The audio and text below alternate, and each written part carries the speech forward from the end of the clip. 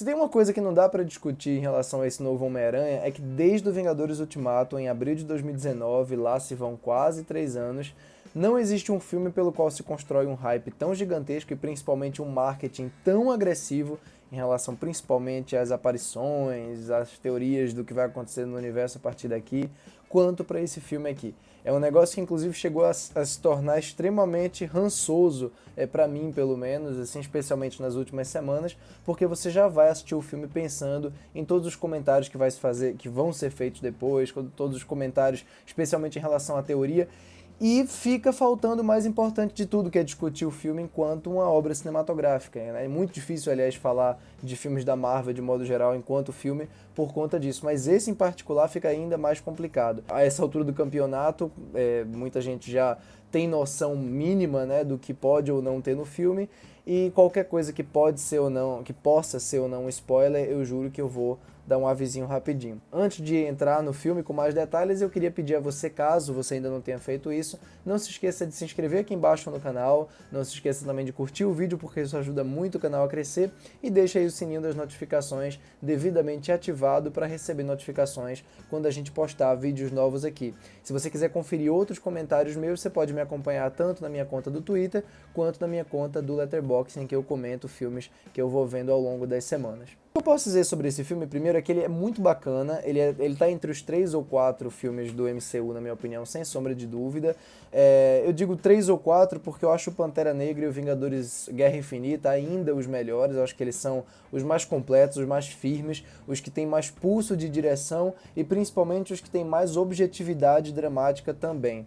Esse filme aqui, ele vai encontrar um pouco dessas qualidades, principalmente do meio pro fim. Mas aí eu quero, antes de chegar nisso, eu quero logo falar do que eu não gostei para poder tirar de perspectiva e poder falar realmente das coisas boas, que são muitas no filme. Primeiro, a fotografia, que é assinada pelo Mauro Fiore, que ganhou o Oscar, inclusive com o Avatar lá no final dos anos 2000, é absolutamente inexpressiva. Durante a maior parte do tempo é mais um filme do MCU. O pessoal gosta de chamar de mais um acerto do MCU, né? E pra mim isso nunca foi uma virtude. Quer dizer que é mais um acerto do MCU na minha cabeça é dizer que o filme tem de novo aquela paleta absolutamente sem graça, aquela iluminação sem nenhum tipo de inspiração, sem nenhum tipo de sensibilidade artística, especialmente nas cenas noturnas e nas cenas mais mundanas. Eu entendo que eles buscam um realismo com isso, eles buscam, aliás, isso há muito tempo, mas eu acho que ainda mais num terceiro filme em que a densidade dramática, em que o risco é tão maior, eles poderiam ter buscado um visual um pouco mais estilizado, uma força um pouco maior.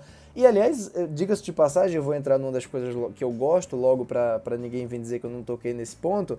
Tem momentos específicos lá no final, por isso que eu acho que o final é uma das melhores partes do filme, em que a direção e a fotografia encontram tons um pouco mais fortes, um pouco mais contrastantes, especialmente lá na última ceninha mesmo do filme. Mas de modo geral ele realmente carece dessa estilização que é tão marcante, por exemplo, nos filmes do Sam Raimi. Outra coisa, com relação ao diretor, o John Watts, que dirigiu também os anteriores, né, o Homem-Aranha de Volta ao Lar, que eu acho bem mediano, e o Homem-Aranha Longe de Casa, que eu acho consideravelmente melhor, apesar de não ser uma opinião muito popular, ele tem ainda essa limitação visual, como eu falei, para essas cenas mais mundanas. Ele parece se esquivar de qualquer tipo de estilização, de qualquer tipo de peso visual, mas mais importante do que isso, ele não consegue fazer com que os vilões que aparecem no filme, isso está no trailer, não é novidade para ninguém, com que o monte de vilões que aparecem ganhem força e peso para além da figura que eles representam. Então, quando aparece o Duende Verde, quando aparece o Dr. Octopus, tudo é assim, apareceu esse personagem, mas a gente nunca consegue sentir de fato a presença deles para além da interpretação dos atores. Os atores estão muito bem, mas você fica sentindo falta de uma exploração mínima das camadas desses personagens. Eu acho que tudo fica mais na escrita do roteiro e mais na interpretação deles, na presença deles e, principalmente, na memória afetiva dos fãs do que propriamente na maneira como ele encena essa entrada dos vilões, especialmente o personagem do Willem Dafoe. Dito tudo isso, é um filme que sabe lidar muito bem com a estrutura que ele escolhe para abordar esse personagem, porque primeiro o Peter Parker passa aqui por de fato transformações que mudam o percurso dos personagens em torno dele e dele mesmo como pessoa, então todas as ações têm consequências muito firmes, especialmente da metade do filme para frente, e mais do que isso, tudo o que acontece em volta dele parece realmente fazer parte de decisões que ele tomou, sejam decisões certas, sejam decisões erradas. E uma coisa muito bonita do filme também, que eu acho que mais pra frente vai ser bem discutida, é como decisões a princípio equivocadas dele, a princípio erradas, mais pra frente vão mostrar como se ele não tivesse tomado essa decisão, tal e tal coisa não teria acontecido, tal e tal momento a gente não teria visto. E isso é muito humano, isso é muito bonito por parte do roteiro do filme, né? Quer dizer, muitas vezes as escolhas a princípio equivocadas que a gente faz, as escolhas erradas, elas trazem consequências proveitosas, positivas e aprendizados também.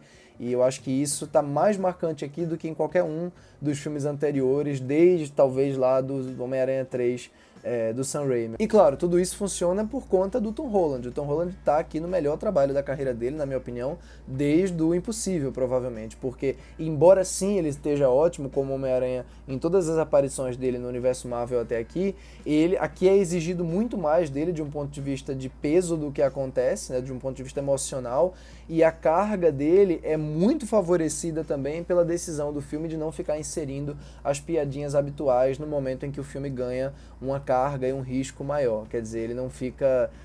ele tem muito humor, tem muita piadinha, algumas mequetrefes, outras bem legais, mas definitivamente a piada aqui não atrapalha o rumo dramático da ação, como, na minha opinião, atrapalha no Eternos, atrapalha no Viúva Negra, atrapalha em tantos outros, né? O que mais está sendo comentado e que é justo que seja dito é que, assim, o filme é um festival de fanservice, é um festival de concretização de coisas que os fãs queriam ver, mas ao mesmo tempo, e isso eu estou dizendo como uma coisa muito boa, ele não faz certas coisas do jeito que eu imaginava que ele fosse fazer. Quer dizer, certas aparições, que não é surpresa para ninguém que vão acontecer, não vou dizer de quem, mas as aparições que acontecem no filme, elas se encaixam na história de maneira muito mais orgânica e muito menos espalhafatosa do que eu imaginava. Tem um certo momento ali, e agora eu vou entrar em um território sutilmente de spoiler, sutilmente não, em pequeno território de spoiler, tá? Quando você tem uma reunião ali dos três personagens, quando você tem um momento mais... um momento de puro fanservice, em que você tem até uma mini terapia, funciona tanto no sentido de explorar os momentos de crise, as relações mais íntimas daqueles personagens como seres humanos, como para explorar também a brincadeira desse encontro. Quer dizer, o filme faz isso muito bem, ele entrega isso, na verdade, sem cerimônia. Ele não tem essa coisa que o Vingadores Ultimato tem, por exemplo, de ficar parando para os personagens fazerem pose. Eu acho que o filme aqui consegue ser mais objetivo do que isso. Consegue fazer com que você entre ali na conversa dos personagens e fique observando aquilo com um sorriso no rosto. Eu gosto de como os fanservices acabam quase que se atropelando e vira realmente uma brincadeira. Ele usa o fanservice como um dispositivo, por assim dizer. Não tem o momento do fanservice, o outro momento do fanservice. Então, um filme muito bom, muito divertido. Tem um terceiro ato particularmente muito bacana, que tem participações boas que ele sabe trabalhar bem de um ponto de vista de dramaturgia, de um ponto de vista de brincadeira, de júbilo com o universo. E com certeza o melhor filme dessa trilogia nova com o Tom Holland até o momento.